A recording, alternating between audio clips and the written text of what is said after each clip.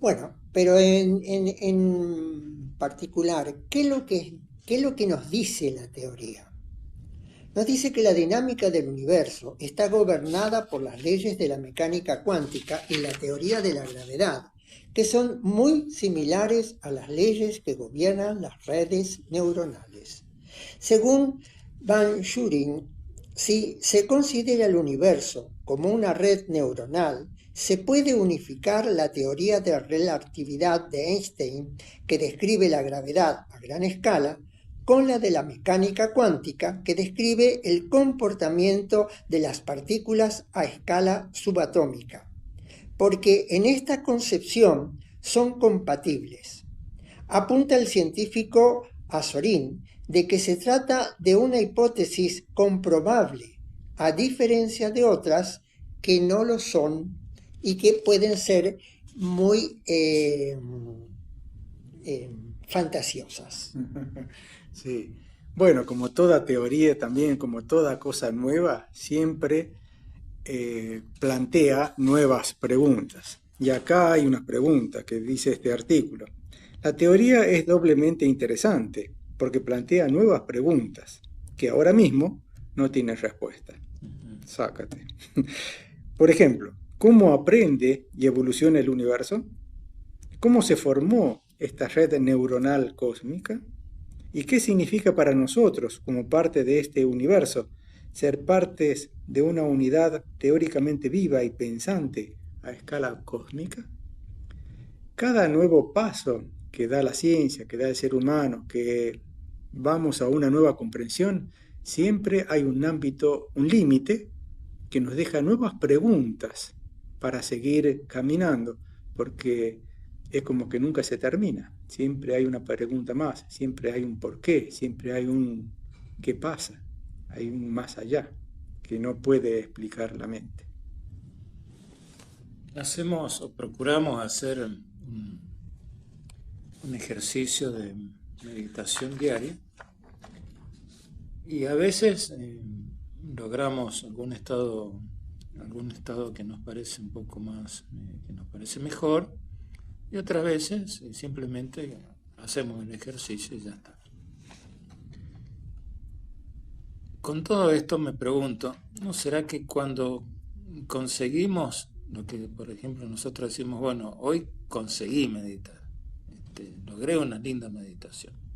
¿No será que en esos momentos nos comunicamos con este todo que nos trasciende, del cual obviamente formamos parte? ¿Cómo sería si, por ejemplo, se me está ocurriendo ahora, una célula de nuestro cuerpo meditara y entrara en resonancia con la totalidad del cuerpo y se sintiera, fuera consciente que es parte del todo y a su vez se siente unida al todo? ¿No será algo similar? ¿No será que nosotros somos, dándonos importancia obviamente, células inteligentes de este gran ser súper, digamos, inteligente, que nos trascienda, del cual formamos parte? Por si acaso, yo voy a seguir meditando. En una de esas me llevo una linda sorpresa. Bueno, a ver ahí, ¿qué dice? Quiero poner dos citas de Carl Sagan al respecto. Una dice, toda afirmación extraordinaria, como en este caso, requiere pruebas extraordinarias. Ese es el desafío. Pero también ya hemos dicho que los científicos dicen que esta está más cerca de ser demostrable que muchas otras teorías. Y por otra parte, decía Carl Sagan también, que somos el medio para que el cosmos se conozca, a sí mismo. Muy bien, en otro aspecto, aunque las interrelaciones físicas relevantes en el conectoma del cerebro y los filamentos cósmicos son completamente diferentes por su observación tanto por el telescopio como el microscopio, se ha verificado en ellos una morfología muy similar. Son mecanismos parecidos, por lo tanto podríamos permitirnos decir que el universo puede comportarse como una red neuronal. De todo esto se puede inducir que si vivimos en un universo pensante, somos pensamientos dentro de un pensamiento. Todo parece ser un completo sistema cuya estructuras a varios niveles es como un fractal. Bueno, no sé si hemos hablado en otra oportunidad de los fractales. Se repiten desde la escala microcósmica a la macrocósmica. Es decir, que el todo está en el todo. Es como la concepción holística del hombre, de la naturaleza o del mundo. ¡Wow! Bueno, yo me quedé con la frase de Carl Sagan, que es que como que el universo creó la conciencia, nos puso la conciencia para conocerse a sí mismo. Y es interesante eso, realmente es como fantástico, ¿no? Porque es desde que empezó la vida, el universo creó la vida y empezaron las células, primero unicelulares, después organismos pluricelulares, hasta que después se formaron cerebros y después la conciencia. Y en esa conciencia, claro, vamos como despertando y descubriendo y estudiando el universo que nos ha creado. Es como un giro que vuelve a sí mismo y se potencia a sí mismo. Es interesante ese pensamiento. Bueno, ¿hay algo más? Bueno, siguiendo un poquito con eso que usted dice, se me está ocurriendo también de que quizás,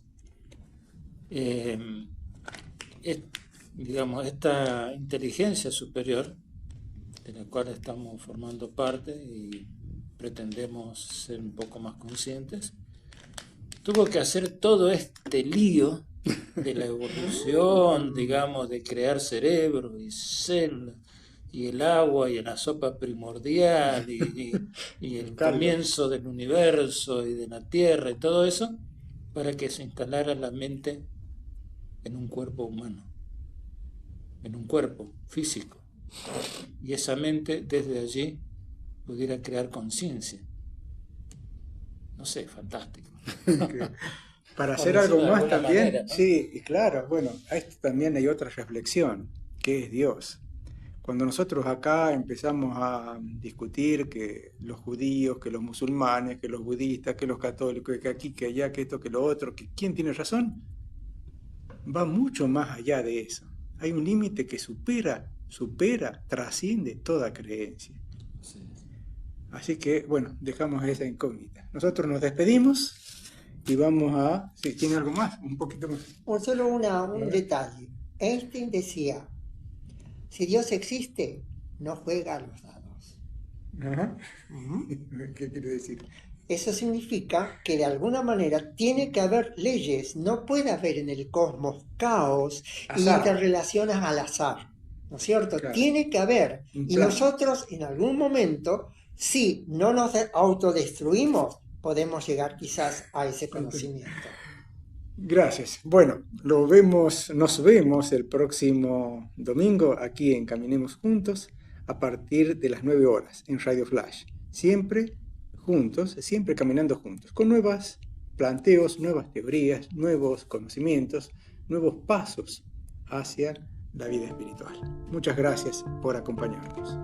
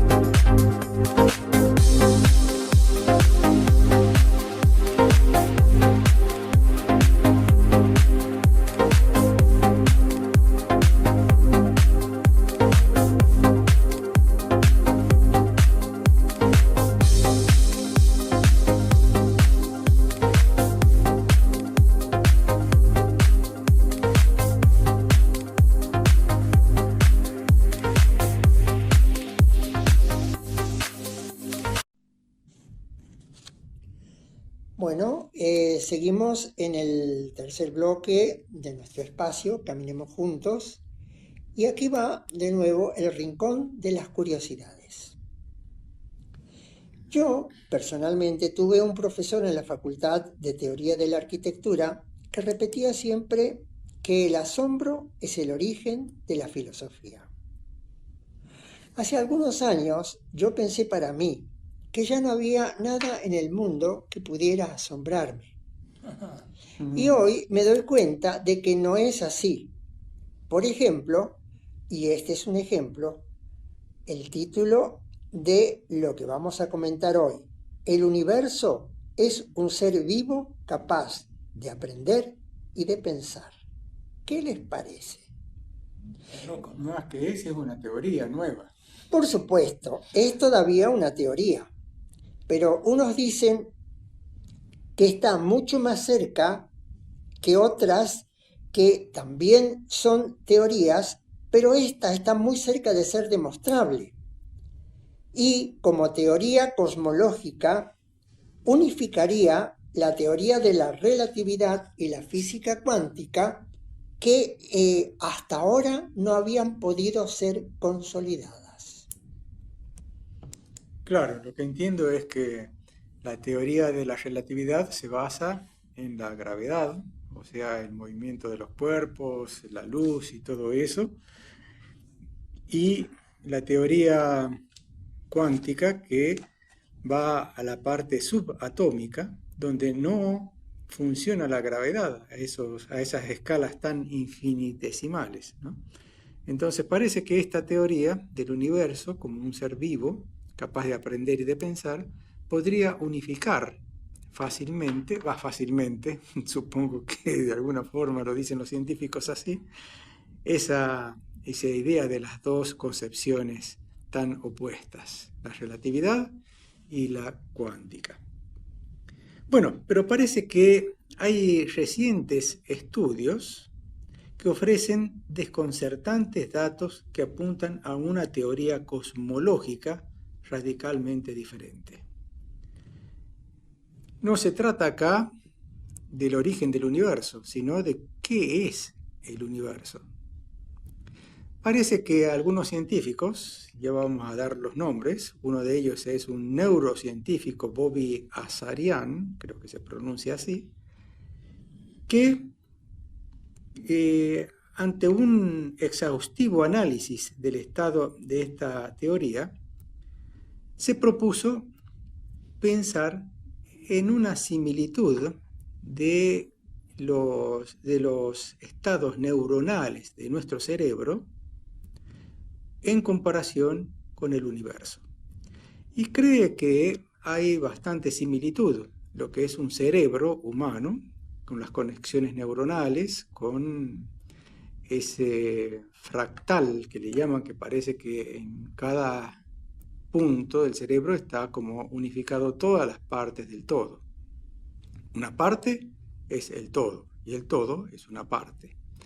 Y parece que comparándolo con el universo o tratando de asociarlo con las observaciones del universo, esto podría tener una gran similitud. En ese caso, algunos llegan a pensar que el universo es como un gran cerebro, que es un ser vivo, capaz de aprender y de pensar. Y esto nos lleva a un desafío quizás de nuestra idea de lo que es el universo y de lo que es Dios.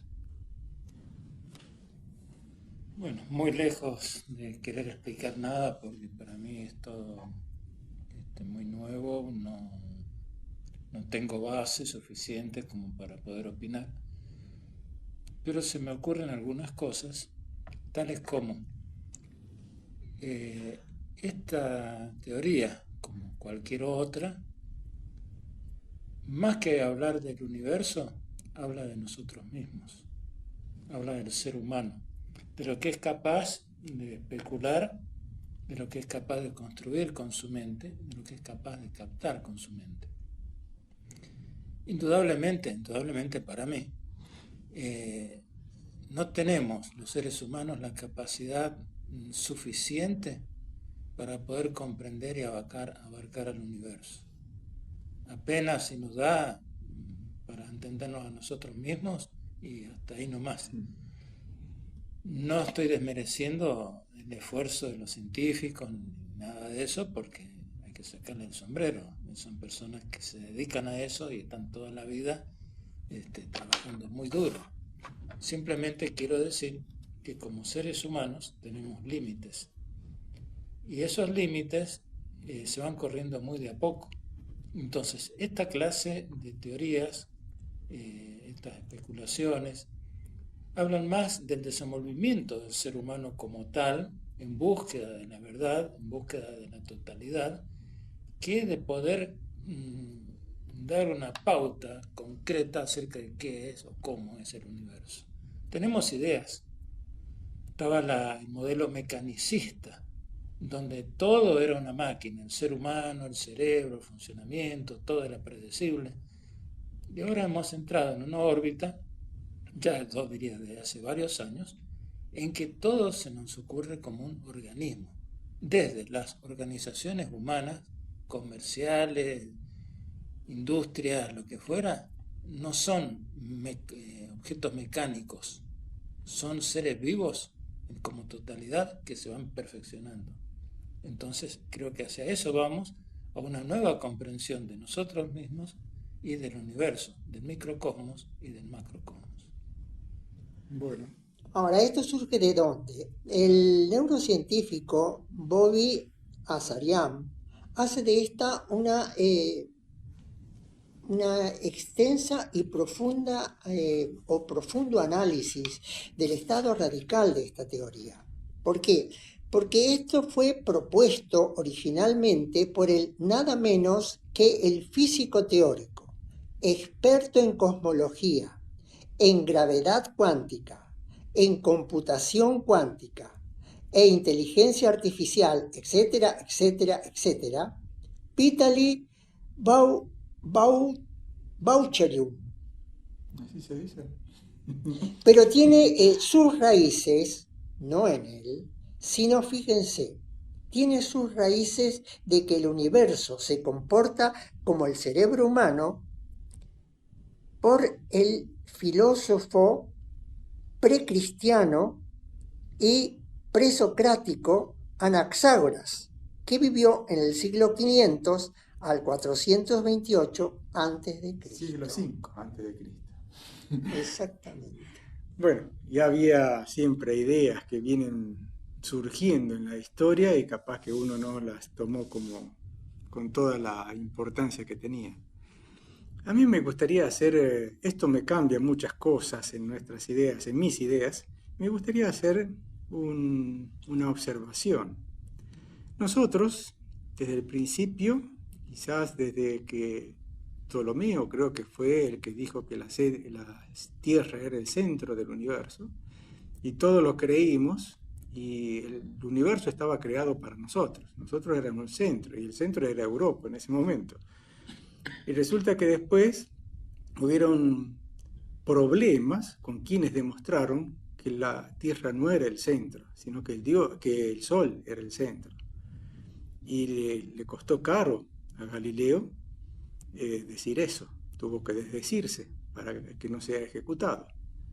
Y después se demostró que sí, que no somos el centro del universo ni el centro del sistema solar. Y después se vio que éramos un puntito en la galaxia, y después que no somos absolutamente nada, y que si desaparecemos al universo no le pasa nada. Antes de ser el centro de la creación, pasamos a ser una nada. Y ahora, esto también nos lleva a pensar, a mí me lleva a pensar que la imagen de Dios que teníamos también desde un principio, un ser absoluto, un señor de barba, un viejito aquí que daba sus órdenes y daba sus premios y sus castigos, ahora a algo que es incomprensible, que puede ser como un cerebro, que puede ser como una conciencia, que puede ser como una entidad enorme, eterna, y que va aprendiendo, desarrollándose y evolucionando. Bueno, es como una especulación que, así como el centro del universo era la Tierra antes y ahora no, también la imagen de Dios se nos va ampliando, se nos va cambiando, se nos va distorsionando a la idea que teníamos antes. Y esto, en cierto sentido, es muy bueno, porque nos mueve los cimientos, nos hace quebrar ciertas ideas, nos hace reconsiderar algunas creencias, y esto para crecer, para evolucionar, porque somos parte de ese cerebro o de esa conciencia cósmica que nos lleva en un programa divino hacia no sé dónde.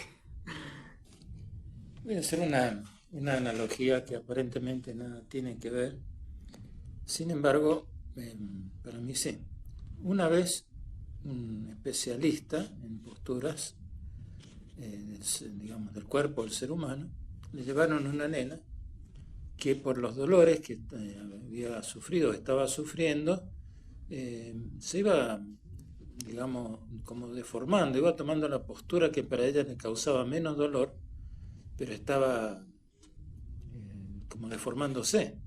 Entonces él muy suavemente, comenzó primero que nada a tratar de hacerle recuperar la postura normal, con suavidad, conversándola, bueno, con sus técnicas, y cuando poco a poco va poniendo en una postura, digamos, que consideramos normal para su funcionamiento, la nena le dice a la mamá: mamá, este hombre me está deformando toda. Es decir, claro, la propiocepción, la percepción que ella tenía de su propio cuerpo en ese momento, era como que la estaban deformando, cuando en realidad la estaban reacomodando. Entonces, no será, jugando con ideas, obviamente, no será que todas estas teorías nos ayudan a ir recuperando un aspecto del ser humano que tenemos como olvidado y que a nuestra percepción es que, como se decía recién, nos están deformando, y a lo mejor no, estamos recuperando una visión mucho más amplia, más total, en donde el universo cambia, pero cambia para nuestra percepción. Bueno, yo diría que dejemos la incógnita un momentito, cosa que sigamos reflexionando y hacemos reflexionar a nuestros oyentes. Escuchamos música mientras tanto y regresamos enseguida. No se queden con la boca abierta ahora, porque después vienen más explicaciones. Una versión para guitarra de Malambo, del compositor argentino Atahualpa Yupanqui. Es considerado, este compositor, como el músico argentino más importante de la historia del folclore. En 1986, Francia lo condecoró como caballero de la Orden de las Artes y Letras Musicales. Este malambo ha sido adaptado para guitarra por el guitarrista también argentino, nacido en La Plata, Roberto Ausel. Malambo, de Atahualpa Yupanqui.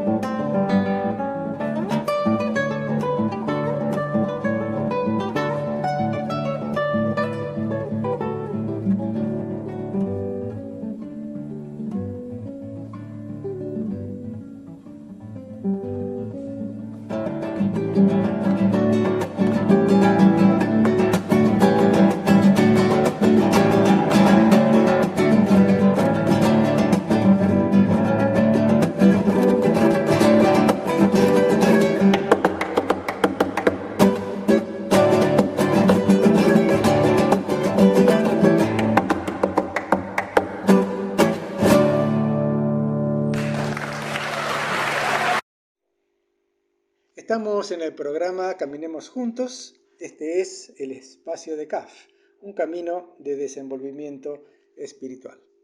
Y en esta parte de las entrevistas tenemos aquí en pantalla, en una videollamada, a un miembro de CAF de Mendoza, Juan Echeverría. Está en Capital de Mendoza.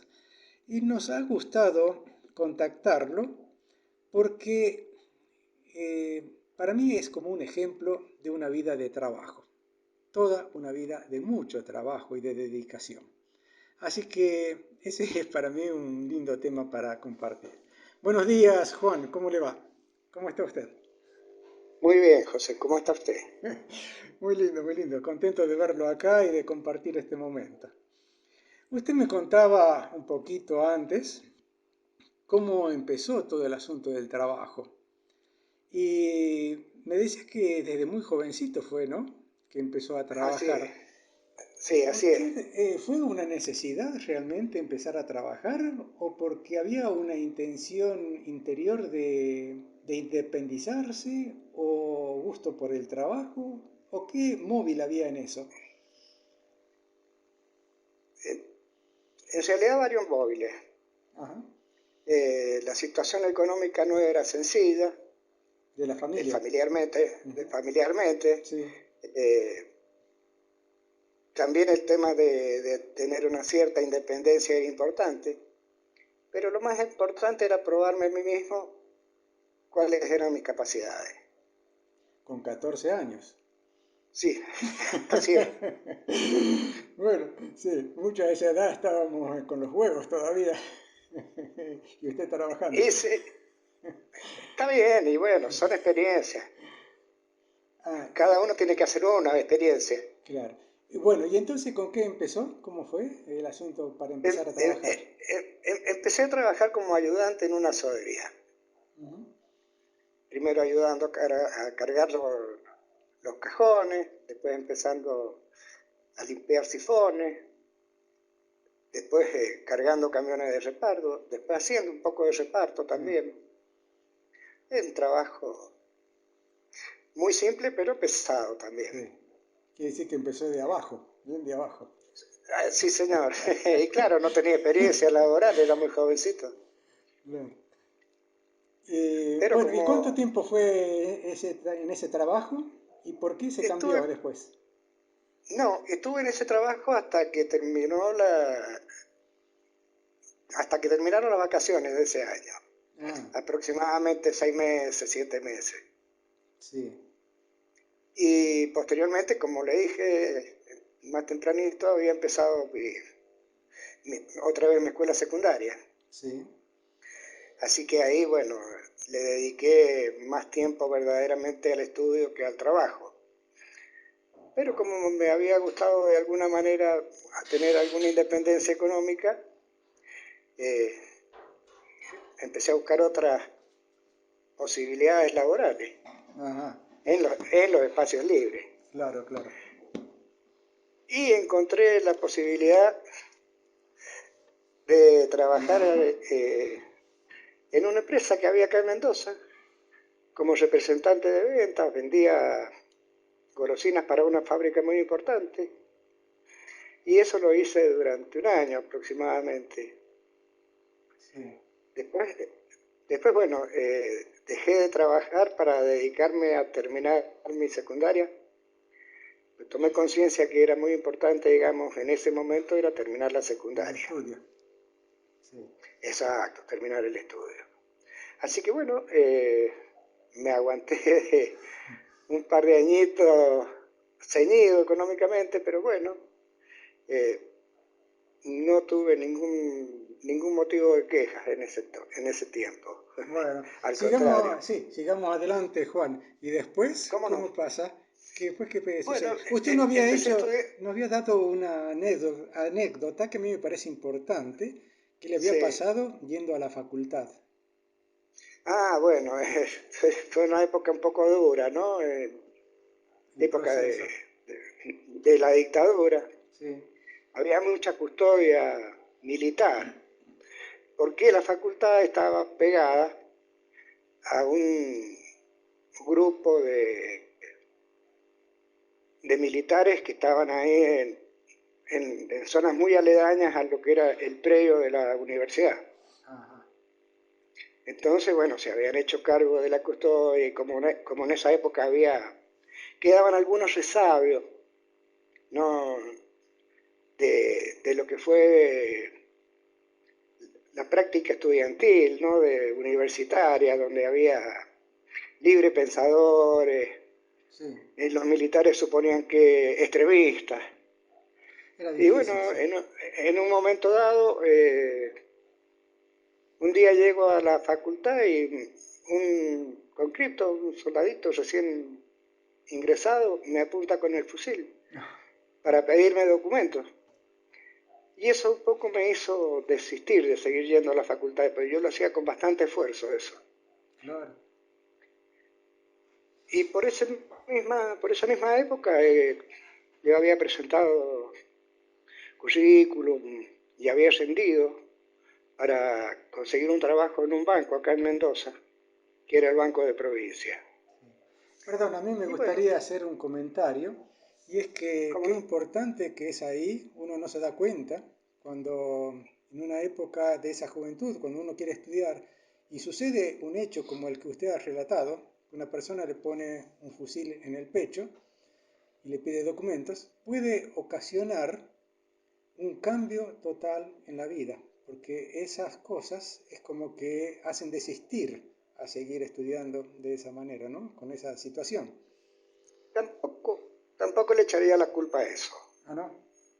No, no, porque Sí. verdaderamente, si bien eso fue una ayuda para tomar una decisión, no era la carrera que a mí me hubiera gustado.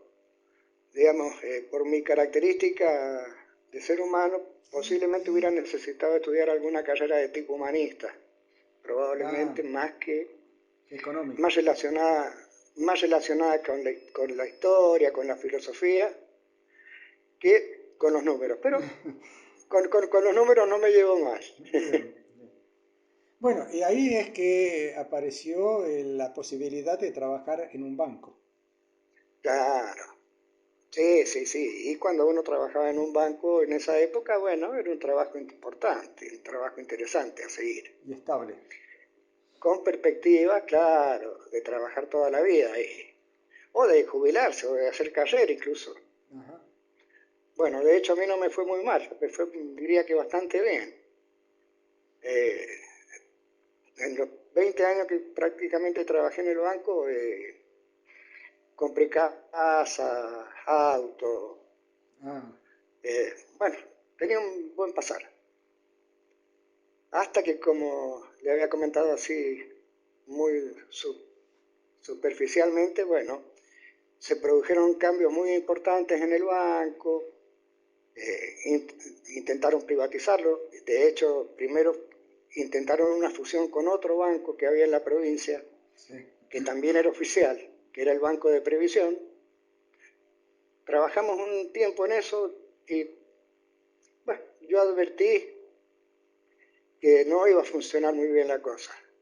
Ah, Y evaluando, ¿no?, lo que había sucedido,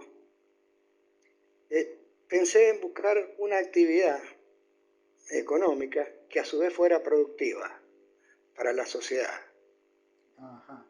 y salir del negocio de especulación. Y fuera Los de bancos, estar en dependencia. y trabajé por mi cuenta porque cuando me retiré del banco, con un par de compañeros que me pidieron por favor que siguiéramos trabajando juntos, Ah, yo era el jefe del sector, entonces cuando les anuncié que me iba a retirar del banco,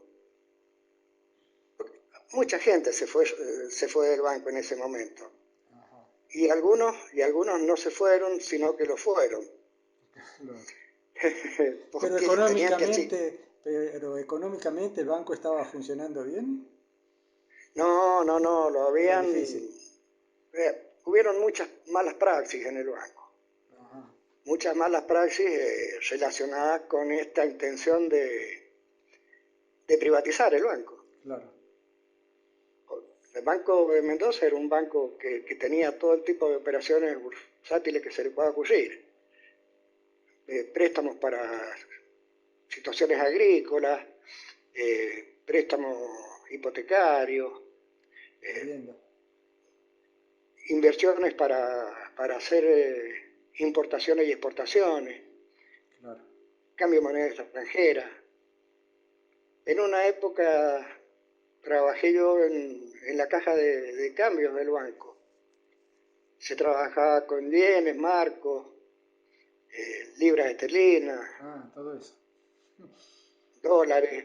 Se manejaban muchas monedas porque el banco era muy importante, Claro, digamos, era grande, era importante. en cuanto a volumen de operaciones y en cuanto al desarrollo de la economía regional que hacía el banco. Bueno, entonces Pero bueno, retomemos ese momento en que usted deja el banco sí, sí. y va... Invertí en una panadería.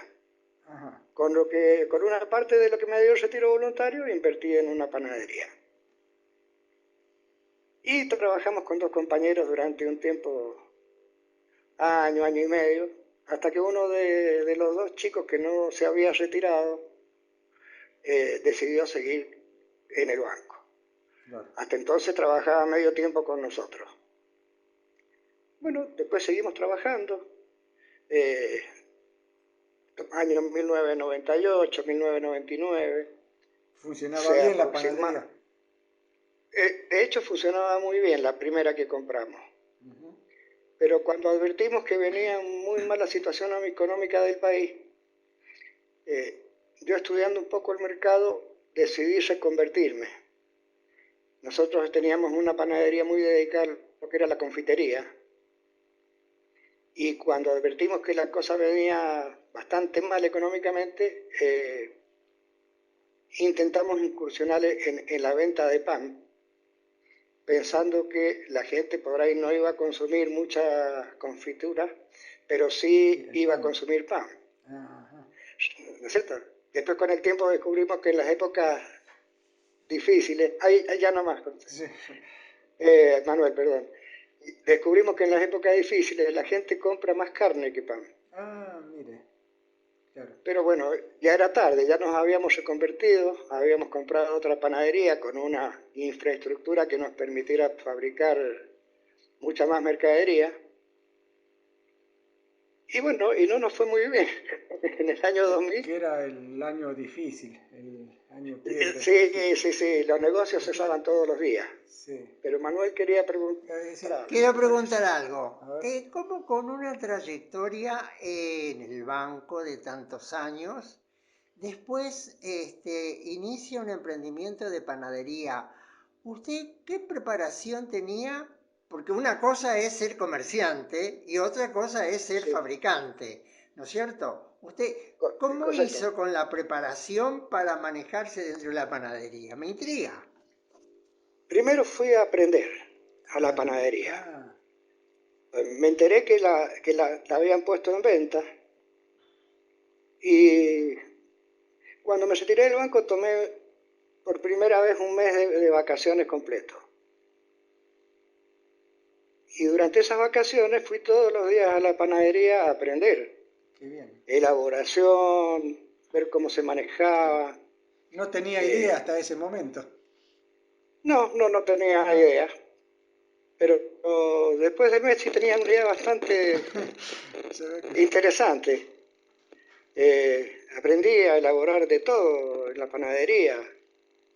Pan, torta, facturas, prepizza. ¿Qué le puedo decir? A ver, postres. Bueno, todo lo del ramo. Hacer merengue. Ajá. Sí, ¿sabe por qué uno va aprendiendo de esas cosas? porque los empleados por ahí tienen alguna inestabilidad o directamente faltan. Ah, Y usted no puede permitir que la elaboración no se haga. claro. Hay que hacer lo mismo. Entonces aprende a hacer de todo un poco. Claro. Mantenimiento a las máquinas, lo que haga falta. Muy bueno, Pero muy bueno, Muy bien. muy interesante. Y bueno, ¿y cómo fue esa historia? ¿Cómo sí, sigue? ¿Cómo continúa? bueno, llegó un momento que eran tantos los negocios a los cuales les repartíamos mercadería, se fundían, Ah, que nos dejaban con deudas, porque si uno no le dejaba el pan no abrían el negocio, porque ya no tenían prácticamente nada que vender. claro, Y el pan es un llamador, digamos, para vender el resto de las mercaderías, claro. ¿no es cierto? Y Y se en ese produce, momento claro, y se produce teníamos una una cadena. elaboración muy importante.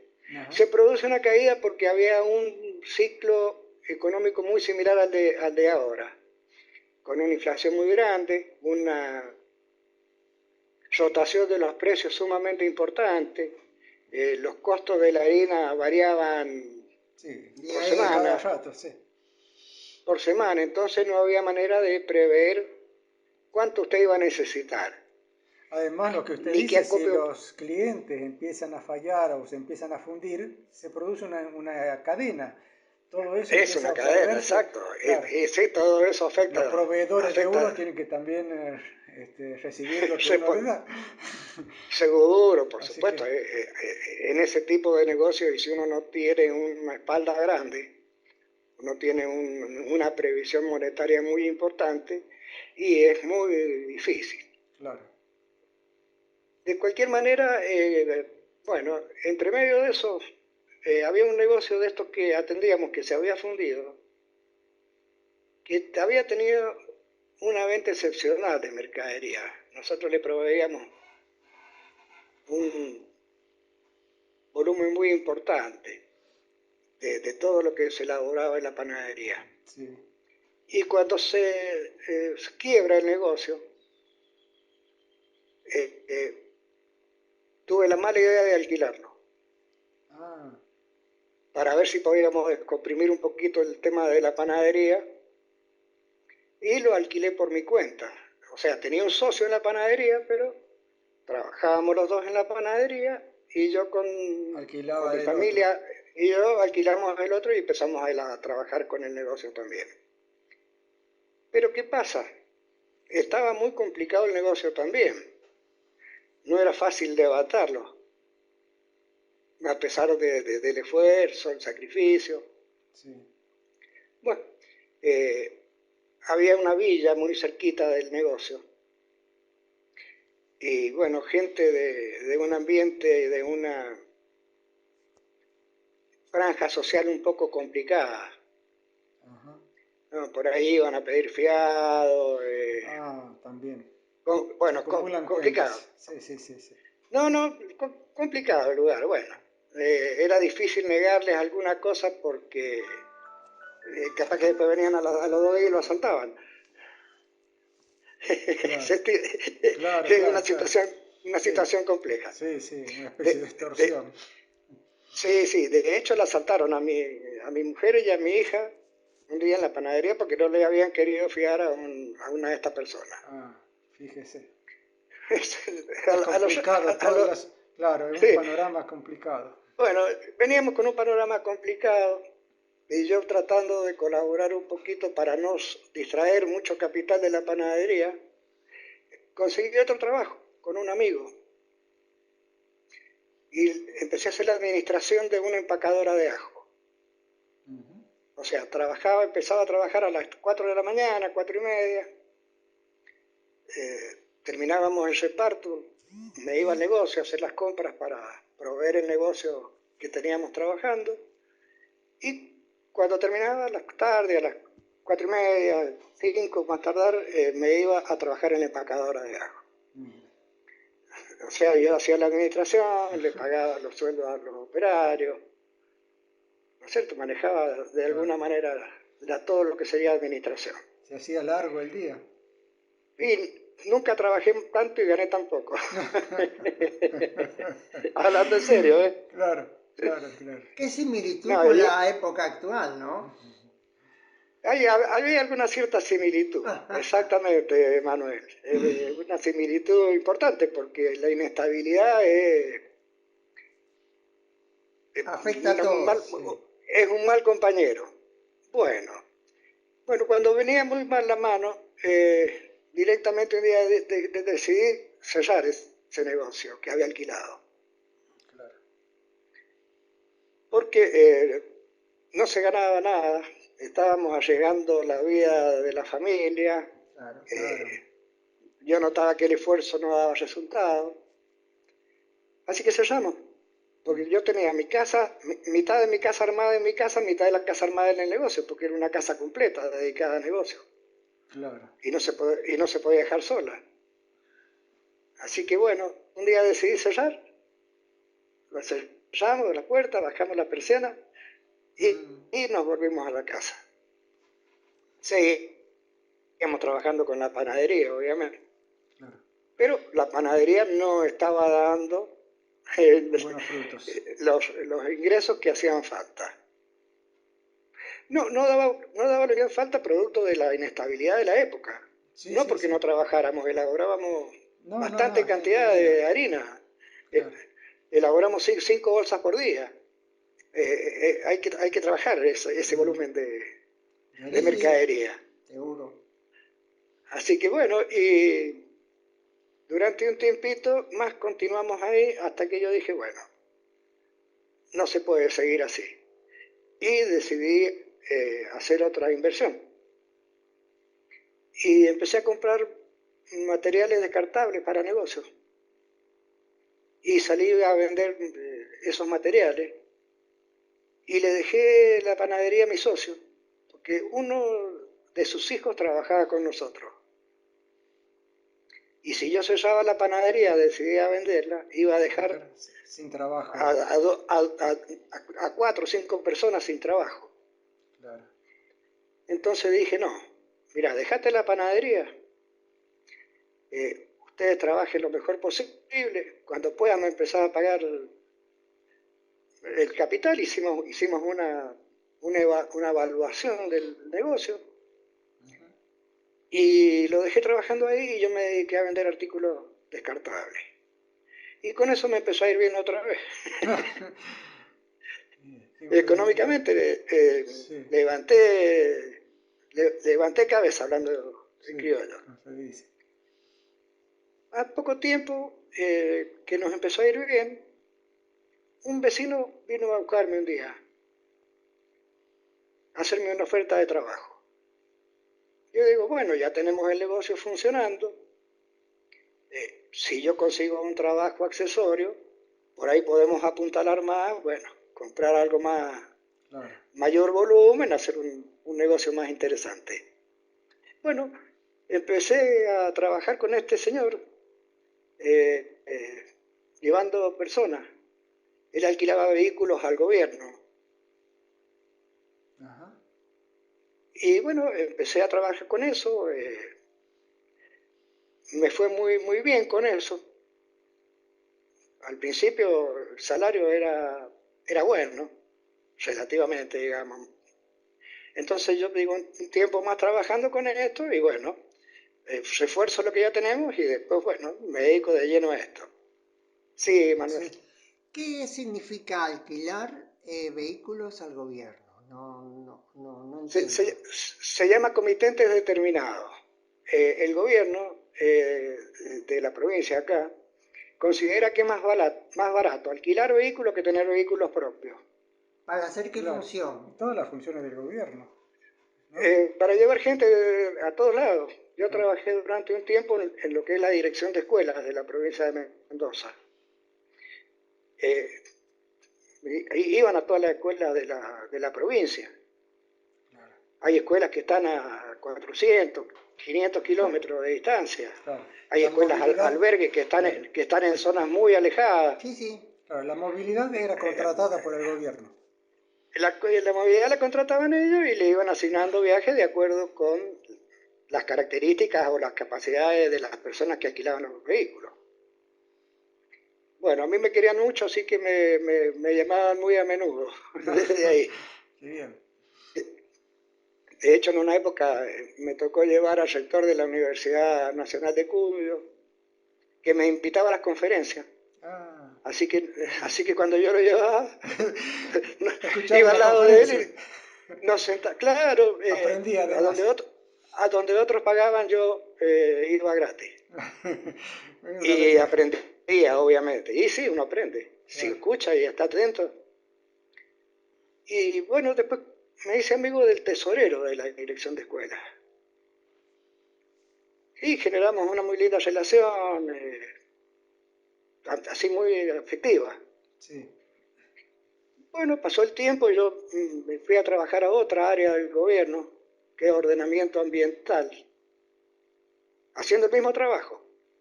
Pero en vez de manejar el auto, manejaba camionetas 4x4, porque iban a lugares más complicados. Ah, mira. Malargüe, zona de las cordilleras, el desierto de la Valle. Bueno, también Eh, hice muchos amigos durante Bueno, esa época. Juan, bueno, se ve Sí, que se puede seguir mucho tiempo más, pero sí, acá sí. lamentablemente tenemos un cierto límite. Pero toda esa trayectoria del trabajo, ese esfuerzo, esa entrega para trabajar, toda esa fortaleza, diría yo, y amor también por el Sí, trabajo, iba respaldado por una actitud espiritual.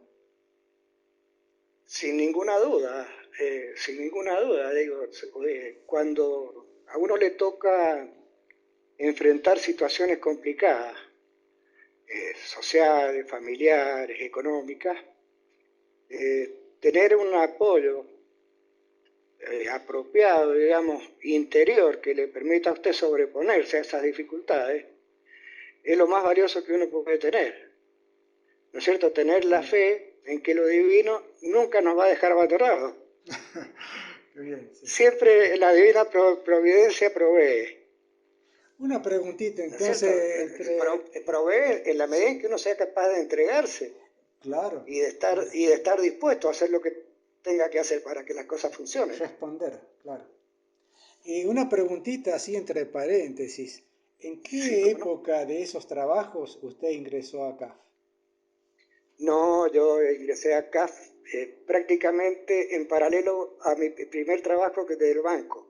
Ah, para el trabajo del banco. Sí, sí, en realidad empecé prácticamente al mismo tiempo. Tenía un amigo que era un compañero de esa primera escuela que yo le conté a usted, a la que había asistido, Sí. que él había ingresado a CAF hacía un corto plazo. Y charlábamos así. Hasta que un día me invitó a acompañarlo y me presentó a lo que sería mi primer director espiritual. O sea que tengo casi tantos años de vida laboral como Espiritual. de estar en CAF, no, de estar Claro, formando parte de CAF. sí. Ahí hay algo interesante también, porque nos quedan ya segundos, Sí, que la enseñanza también que yo rescato de esto es que no son opuestas las vidas laborales, espirituales y la intelectual, podríamos decir. Como que todo se complementa y todo ayuda entre sí para potenciar la capacidad para vivir. sin ninguna duda. Yo creo que la capacidad de adaptación que uno adquiere a través de un trabajo interior se pone de manifiesto en todas las actividades que uno pueda realizar. A ver, acá... Y no, No, perdón, sí, bueno, que tenemos lo No, Juan, último. yo lo que ¿Qué quiero quiere decir? destacar, y sobre todo esto va dirigido a los oyentes, en la evolución que usted ha tenido a través de su vida y la forma que fue encarando, es decir, las caídas y las caídas y las subidas, viene muy a propósito de los que lo escuchen ahora, ¿no es cierto? Porque la situación actual, de alguna manera, es decir, está respondiendo a esas características que usted describe. Entonces me parece extraordinario el espíritu con que usted encaró cada situación. Es decir, si venía abajo, inmediatamente decir, ¿qué puedo hacer? Si venía abajo, inmediatamente, ¿qué puedo hacer? ¿No es cierto? Me parece bárbaro. Seguro. Me parece... Sí, Juan, nos estaba por contar una cosita. Bueno, como le decía, ese amigo que hice trabajando con las movilidades, me pidió que fuera a trabajar a Lepre, haciendo movilidad. Ahí conocí al director de Lepre. Y un día me pregunta si yo quería, que me parecía trabajar con ellos. Trabajar para el Lepre. Sí. El EPRE es la empresa de electricidad, una empresa es de el ente regulador eléctrico. Ah, ente regulador eléctrico. Ajá. Provincial, claro. Sí. Por eso la P. Bueno, entonces me preguntó si quería trabajar en el EPRE y le digo, sí, le digo, pero no me gustaría siendo chofer porque tengo otras capacidades. Entonces, charlando así, le comenté más o menos mi desempeño laboral y pasó el tiempo y no me dijeron más nada. Y un día me dicen, vení Juan, vení a firmar el contrato. Vení a firmar el contrato encargado de recursos humanos, del EPRE. ¿No es cierto? Sí. Sabía que yo había manejado personal, sabía que conocía del tema de recursos humanos. Entonces, bueno, me dieron la oportunidad de trabajar ahí contratado al principio. Pasó un poco tiempo y me nombraron como empleado de planta. Como esos puestos son políticos, con el paso del tiempo esta gente se fue y los políticos que asumieron consideraron que era prudente no dejarme como encargado de personal. Ajá. Y me cambiaron a otro sector, atención de público, dentro del EPRE. Una tarea que para mí era muy sencilla, porque yo en mi época de banco había estado a cargo de todas las fallas de caja de todos los empleados del banco. Pues la mesa de contabilidad, aparte de atender eso que les comenté, atendía todas las fallas de caja de 100 cajeros que habían en Casa Matriz. Así que, claro, se imagina, estaba muy acostumbrado al trato con público, sobre todo de reclamos más complicados que los que iban a Lepre. Claro. A la gente iba a Lepre a quejarse a lo mejor por una falta de suministro, por algún problema con alguna de las empresas distribuidoras, pero al banco iban a quejarse porque les faltaba plata. Sí. Sí. Así que tenía un ejercicio bastante importante en ese trato. Ahí me familiaricé con el expediente, con todas las casuísticas que se presentaban en el EPRE, que tenían que ver con los reclamos de los usuarios. Me debo haber leído 2.000 o 3.000 expedientes fácilmente, de distintas casuísticas. Claro. Entre atención al público y atención al público. Como también estaba encargado del archivo de la oficina encargada de receptar todos los reclamos de los usuarios. Ajá. Bueno, con el tiempo empecé a ayudarle a uno de los analistas del EPRE y con el tiempo me quedé con esa función como analista de reclamos en el EPRE. Y bueno, y ahí me jubilé. Digamos, o sea, trabajé 15 años más en el EPRE hasta que me llegó la edad de jubilarme. Claro. Lo cual ha sido bastante reciente. Bueno, muy bien. Pero Juan, lo que les quería comentar, sí. La anécdota que les quería transmitir era que generar buenas relaciones me dio la oportunidad de conseguir un trabajo mucho mejor, más estable y obviamente con mejor salario. Claro. Es una suma de cosas, las buenas relaciones, el buen comportamiento, la responsabilidad en el trabajo, el esfuerzo por trabajar, el querer hacer las cosas Seguro. Bien y bueno, y tantas cosas más que son tan útiles en la vida cotidiana. Que uno no lo hace por eso, pero sin embargo el tiempo nos muestra las cosas, ¿no? Claro. Nos va demostrando qué sentido tiene hacer una cosa de una manera o hacerla de otra. hacerla bien Bueno, o no hacerla bien. sí, claro.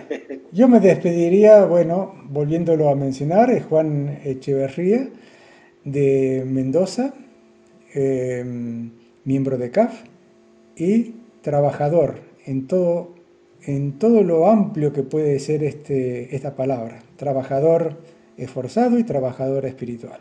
Así que muchas gracias, Juan. Pues solo No, muchas gracias a ustedes. un pequeño cierre. El esfuerzo que surge de usted naturalmente para superar, es decir, las caídas. Y por otra parte, en lo que usted ha expresado, la actitud que usted tiene frente al trabajo y la responsabilidad fue lo que dio lugar a que en vez de que usted gestione otra cosa, le ofrezcan algo mejor. Y no Gracias, solo Juan. una vez, sino reiteradas veces, lo cual Sí, demuestra decir que realmente tenía una actitud frente al trabajo que era muy positiva. Me parece fantástico. Muy bien. y aparte que trabajar es parte de la oportunidad creadora que tiene un ser humano, En la Seguro, vida. digamos, seguro. para expresar su potencial, para Para mejorar todo. las relaciones Así es, Así así y es, para hacerse verdaderamente responsable del fruto del trabajo de nuestras manos. así es. Ok, Bien, muchas gracias, Juan. Ha sido un gusto toda esa información y conocer toda esa vida de trabajo. Muchas gracias. Bueno, muchas gracias a ustedes, les mando un abrazo gracias. Adiós. y que anden muy bien. Estás escuchando En la Mejor Onda, nuestro programa Caminemos Juntos, en Flash FM 107.7 de Santa Rosa de Calamuchita, Córdoba, Argentina. Caminemos Juntos es una invitación de CAF, un camino de desenvolvimiento espiritual. Podés sintonizarnos directamente todos los domingos de 9 a 10:30 de la mañana o a través de internet poniendo en la barra de direcciones Flash Caminemos Juntos, haciendo un clic donde dice en vivo. O bien en YouTube, donde están puestos todos los programas, poniendo CAF Caminemos Juntos y haciendo un clic en la solapa de videos. El sitio de CAF en la web es www.caf.org. CAF se escribe todo con minúscula CAFH. Para sugerencias y comentarios que puedas hacernos sobre el programa, los temas o temas nuevos que quieras sugerir, nuestro correo electrónico es infocaf@gmail.com o bien por WhatsApp a los teléfonos 3546 538109 o 538112. Muchísimas gracias. Hemos escuchado un fragmento de la composición de Igor Stravinsky, el ballet El pájaro de fuego. Este fragmento es la que se denomina Danza Infernal. El ballet Pájaro de Fuego, o cuento bailado, está basado en leyendas rusas y comenzó a gestarse, a componerse en el invierno de 1908. El estreno fue en 1909 en París. Y se cuenta que la noche del estreno en París, Igor Stravinsky tuvo que salir varias veces a recibir los aplausos por su primer ballet, El pájaro de fuego. Este ballet se convirtió pronto en uno de los ballets más populares del repertorio de los ballets rusos y vivió numerosas reposiciones en décadas posteriores. Danza Infernal del ballet Pájaro de Fuego del compositor ruso Igor Stravinsky.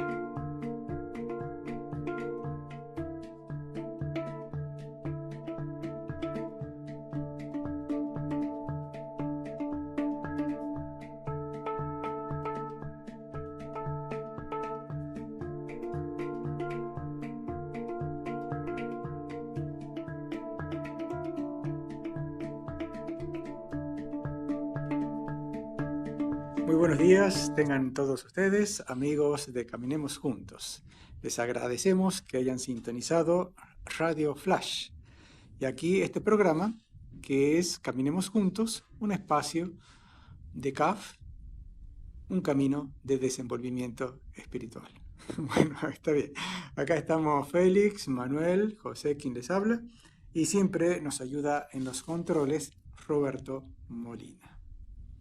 Bueno, ya está la presentación y vamos directamente al grano, que es el tema que vamos a desarrollar hoy. Estábamos viendo un curso que se llama Método de Vida y ahora vamos a ver un poquito en detalle una de las enseñanzas que se titula así: estudiar, aprender y aprender a aprender. ¿Se entiende? Bueno, ahí está, tema: estudiar, aprender y aprender a aprender. Ahí va. Ahora la pregunta es, ¿por qué? Como dicen, ¿para qué tengo que ir a la escuela? Dicen los chicos ahora. ¿Para qué tengo que estudiar? Bueno, ahora vamos a ver por qué y para qué. Para estudiar, tenemos que realizar un esfuerzo. Ese es el problema. Y no siempre queremos realizarlo. Tenemos que realizar un esfuerzo deliberado y sostenido con el fin de lograr un conocimiento particular, teniendo en cuenta tanto los detalles como los significados del contenido a estudiar. Algunos fines del estudiar son, por ejemplo, análisis y almacenamiento de la información recibida, es decir, incorporar conocimientos para aprender una disciplina específica. Y el otro aspecto es aprender a aprender. Este es un concepto bastante revolucionario y nuevo. Algunas definiciones, y aquí lo dejamos, algunas definiciones del aprender a aprender. Aprender a aprender es tomar todos los conocimientos de la vida para usarlos en beneficio propio y de los demás. Estas son palabras de Lois Morgan Giovannetti. Otro concepto es darse la oportunidad todos los días de adquirir una nueva visión de las cosas, de ver el mundo con otra óptica, de desprendernos de lo aprendido y asimilar lo nuevo. Es señal esta de humildad y es disponibilidad para vivir. Es aceptar que tenemos limitaciones y mucho, mucho por aprender. Janeris Cotes. Eso dijo ella. Bueno, me parece muy lindo, muy bueno. Ahora, detrás de todo ese tema, de toda esa explicación, está por qué entonces hay que aprender, por qué hay que estudiar, por qué hay que cultivarse, el por qué. Y a mí me parece que la respuesta básica, al menos para mí en este momento, es que somos seres humanos. El ser humano tiene la capacidad, la conciencia, la capacidad de estudiar y de aprender, que no la tienen aparentemente tan desarrollada otros seres vivos. Entonces, para desarrollar nuestra conciencia, para desarrollar nuestro cerebro, porque la misma naturaleza nos lo ha dado, hay que aprender. Por un lado, a mí me parece que todos aprendemos cosas de la vida por el hecho de estar vivos. Si tropezamos con una piedra, bueno, nos damos cuenta que hay que hacer un paso al costado, hay que esquivarla y no caer de nuevo. O cuando tenemos una dificultad, cometemos un error, tropezamos con algo, no una piedra, sino con algo que nos enfrenta a la vida, aprendemos de esa experiencia, asimilamos esa experiencia, aprendemos y bueno, no lo vamos a repetir, tenemos ese conocimiento, esa sabiduría en nuestro corazón para no volverla a repetir y también quizás para enseñarla a otros, como también aprender de otros de la experiencia ajena. Pero esa es la experiencia que nos da, la enseñanza que nos da la vida, la enseñanza propia de la vida. Además está ese estudio, esa capacidad que tiene el ser humano, como decíamos al principio, de poder desarrollar intelectualmente ese don que tiene como ser humano. Y ahí está lo que se dijo también recién, que además de aprender mucho, hay que saber cómo aprender. Porque a veces uno aprende muchas cosas y se fijan las ideas, se rigidizan las ideas, y a veces nos encerramos en esas ideas y se convierte a veces en un arma, en un debate, en una agresión hacia otras personas que piensan de otra manera. Entonces ahí está también el cómo aprender constantemente. Hay un dicho por ahí que dice más o menos así que más que aprender muchas cosas, es mejor aprender cosas buenas. Y esto está relacionado de algún modo con esto de aprender a aprender, porque si uno hace una lectura que le impacta, recibe una noticia interesante, y no pocas veces uno se queda nada más que con lo que recibió y lo quiere compartir y lo recibe tal cual como lo recibió. Y resulta que la persona a la cual se le estamos contando dice, ¿y esa, cuál es la fuente de esa noticia? ¿De dónde sale eso?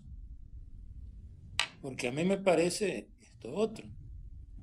Entonces, no es que, digamos, esté mal, simplemente cuestionarse a sí mismo y cuestionar las cosas no es sembrar la duda por sembrar la duda, sino poder razonar acerca de lo que uno percibe, de lo que uno recibe.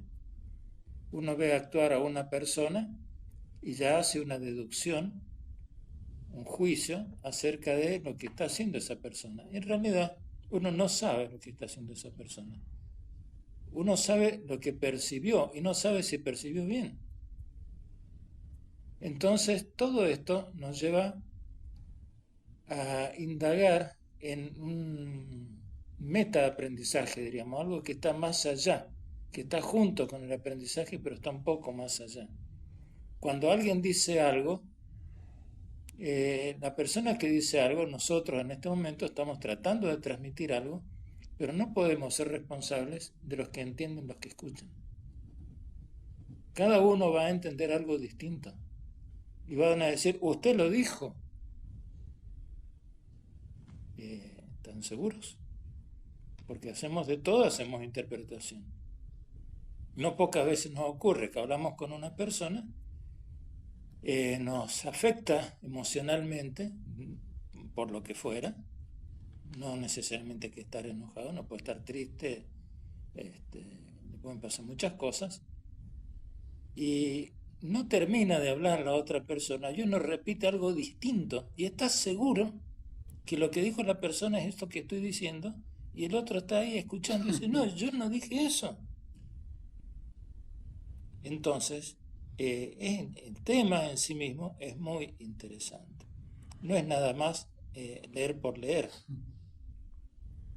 El estudio significa mucho más, significa indagar.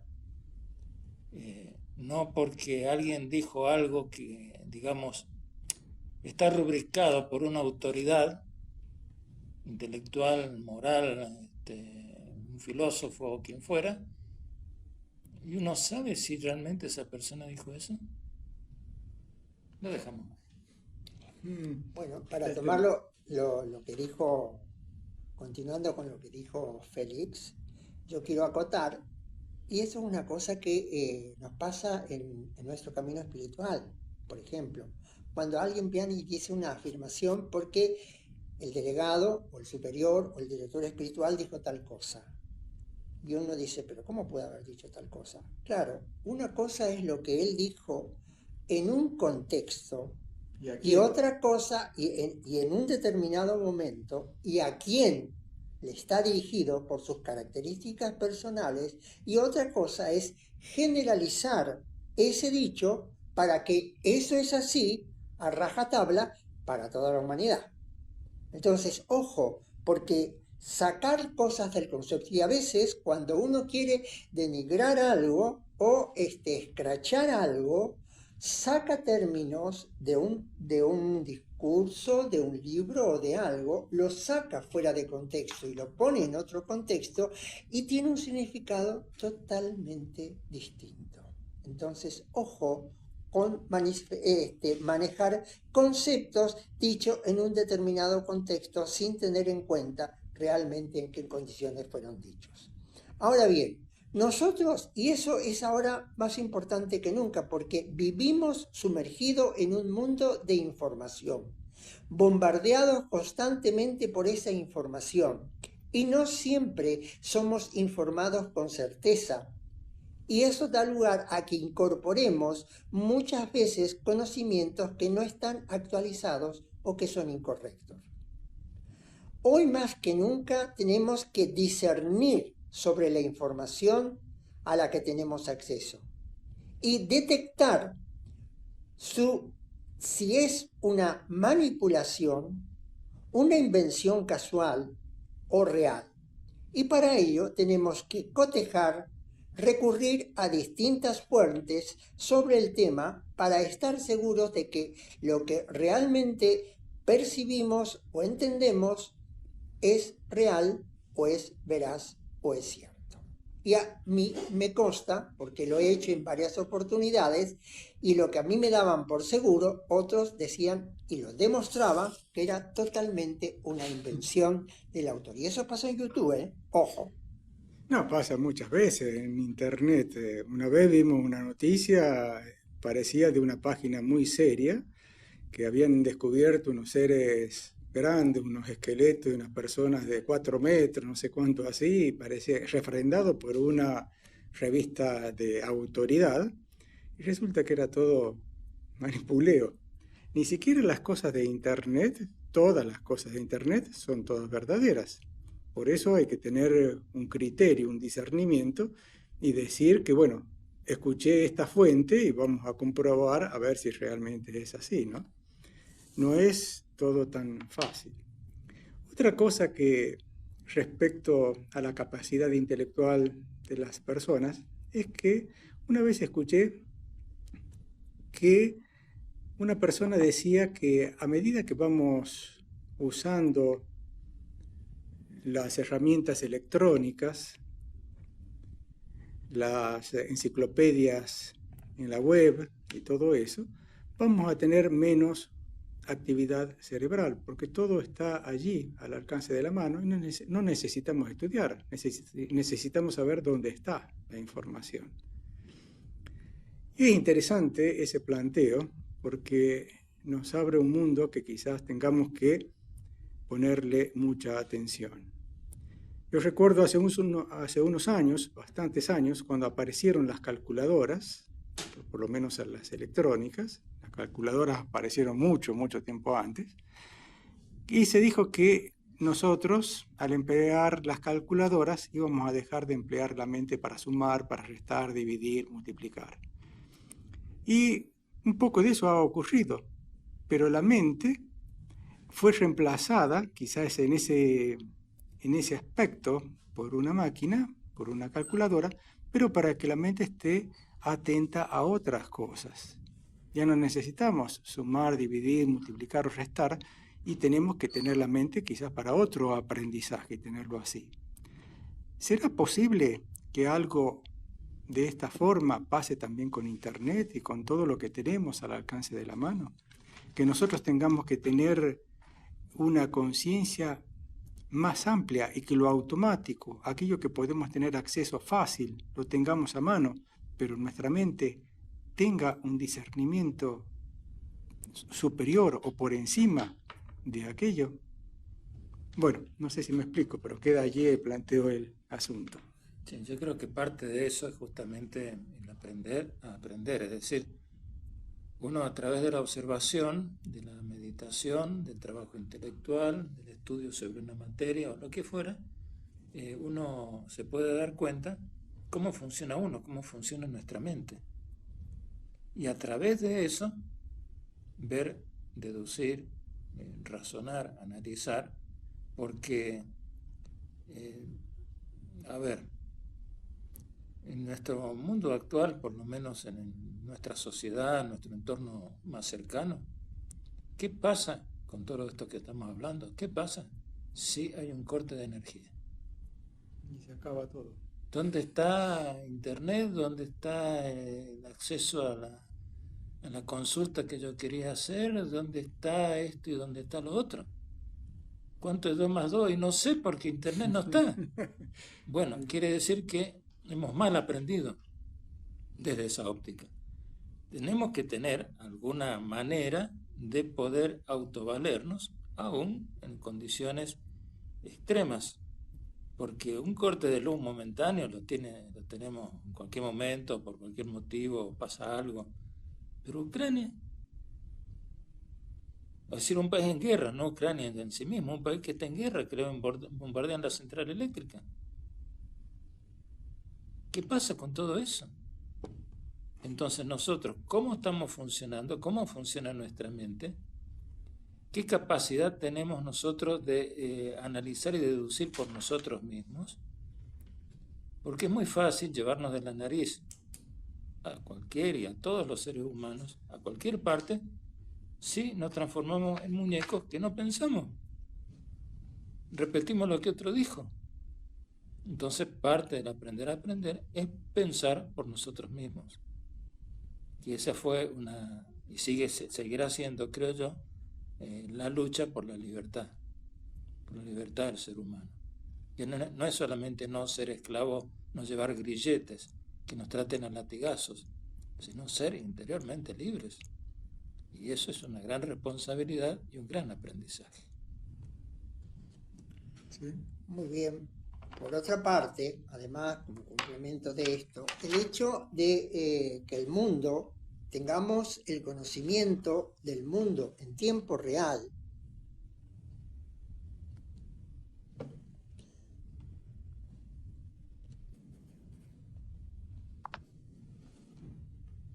continuamos, creo que hubo un pequeño inconveniente técnico. Por otra parte, el hecho de que tengamos hoy el conocimiento del mundo en tiempo real y recibimos tan abundante información y tan variada que saturamos nuestra capacidad de retención y análisis y en consecuencia comenzamos a tener dificultades en la memoria por estar sobrecargados de información que muchas veces, la mayoría de las veces, obstaculizan acceder a la memoria o a lo que necesitamos recordar. El tener acceso a una información implica que podamos contextualizarla en el espacio y el tiempo. Por ejemplo, podemos informarlos del número de personas que mueren por año de desnutrición o de la cantidad de niños que están desnutridos y que mueren como consecuencia de ello, es decir, una estadística. Pero una mejor comprensión de la situación, pero eso no significa que tengamos una mejor comprensión de la situación humana. Y en cambio, ¿y qué cambios puede producir estos o no en nuestra conducta que reflejen esa comprensión? Como por ejemplo, que no desperdiciemos la comida, que no me gusta, pero que sin embargo la tengo todos los días. O tirar comidas porque no me aseguro de que la cantidad que vamos a comer es necesaria y suficiente. Y a veces esa cantidad que nosotros tiramos es suficiente para alimentar una familia durante un día. ¿Nos hace eso reflexionar? Y estamos hablando aquí de participación. Lo dejo ahí. Sí, claro, es importante que además de aprender, de comprender, sea después reflejado ese conocimiento en nuestra conducta, en nuestro comportamiento, en nuestro diario vivir. Si uno aprende algo, después tiene que reflejarlo en su conducta, en su forma de vivir, en su vida. También hay otro aspecto que me gustaría destacar, que es importante tener en cuenta, y es que cuando uno afirma cosas, afirma conocimientos porque lo ha leído en alguna parte o alguien se los ha dicho, pero no tienen una constatación, no tiene una demostración, no tiene todavía una certeza, no es una verdad. Entonces, cuando uno tiene eso, hay que saber ponerlo en ese contexto y no afirmar algo que realmente todavía no está corroborado. Eso a veces lleva a muchas discusiones porque no está afirmado en algo sólido, algo firme, no es una base totalmente constatada. Así que bueno, es una cuestión más para tener en cuenta. Vamos a dejarlo ahora ahí, en suspenso, para que los oyentes continúen también reflexionando y nosotros por este lado también. Y vamos a invitarlos a escuchar un poco de música. Regresamos enseguida, así caminamos juntos otra vez.